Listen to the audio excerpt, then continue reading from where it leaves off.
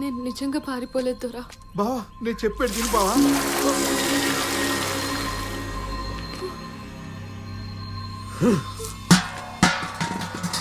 తప్పు చేస్తే నా ఇంటి బిడ్డ ఊరి బిడ్డ అనే తేడాలు నాకుండవు.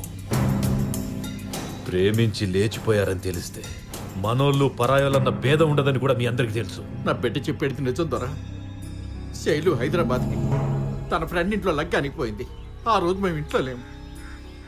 లగ్గానికి పోయినప్పుడు నా బిడ్డ ఫోన్ కూడా పోయింది. అదే రోజు హైదరాబాద్కి రాజుగాడి కూడా పోయిండు. వీళ్ళిద్దరూ కలిసిపోయినారని ఊరందరితో పాటు మేము కూడా మా బిడ్డను అనుమానించినాం. కానీ నా బిడ్డ ఏ తప్పు చేయలేదని తను కలిసినాకనే మాకు తెలిసింది నా బిడ్డ ప్రేమించి పారిపోయింది అనేటిది ఎవరో గిట్టనోళ్ళు పుట్టించిన పుకారు ద్వారా. తప్పుడు ప్రచారం అని నువ్వు నిర్ణయించకూడదు వెంకటరత్నం. నీ కూతురు ఆ రాజుగాడు నిరూపించాలి. వాళ్ళే తప్పు చేయలేదని ఈ ఊరంతా నమ్మాలి.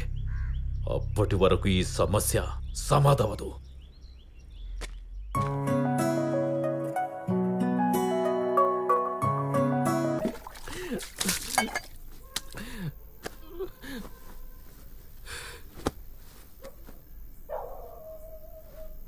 అరే, చెంబెడు నీళ్ళతోటి కళ్ళ నీళ్ళు దాస్తావు కానీ నీ గుండెలున్న బాధ ఎట్లా దాస్తావురా?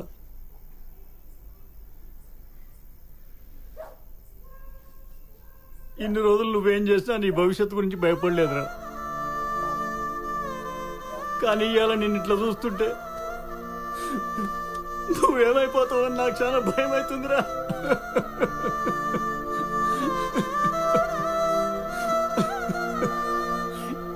ఈ ప్రేమలు గేమలు మనకు వద్దునాయన.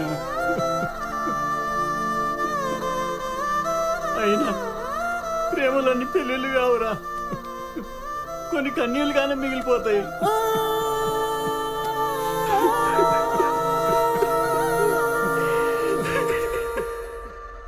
రే శివాజీ అన్నా, మన ఊర్లో రాజుగాడు అంటే నారాయణ కొడుకే కదా? అవన్నా.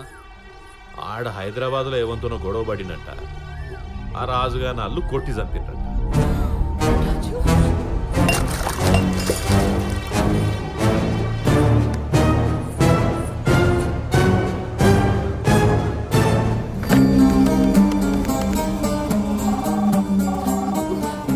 రాజు, నువ్వు బానే ఉన్నావా? నీకేం కాలేదు కదా?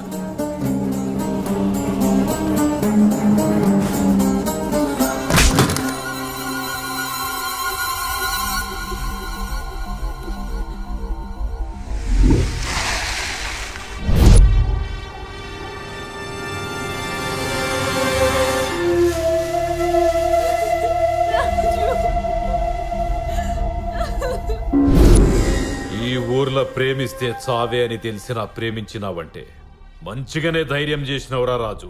ఆ ధైర్యంతోటేనా నా మేనకోడల్ని ప్రేమించినావు?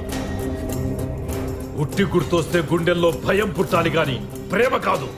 ఊరి కట్టుబాటునే మరిచిన మిమ్మల్ని ఇడిచిపెడితే పోరగాళ్ల ప్రేమకు కొత్తగా కొమ్ములొస్తాయి, కన్నోళ్ల ప్రేమకు సావులొస్తాయి. అందుకే మీ ప్రేమను సమాధి చేయాలి.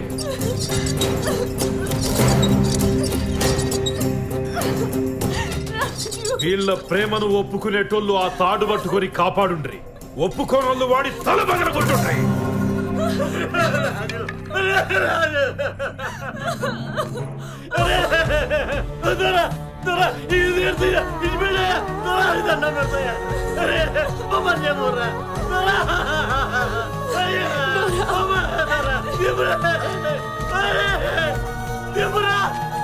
రాజు, రాజు,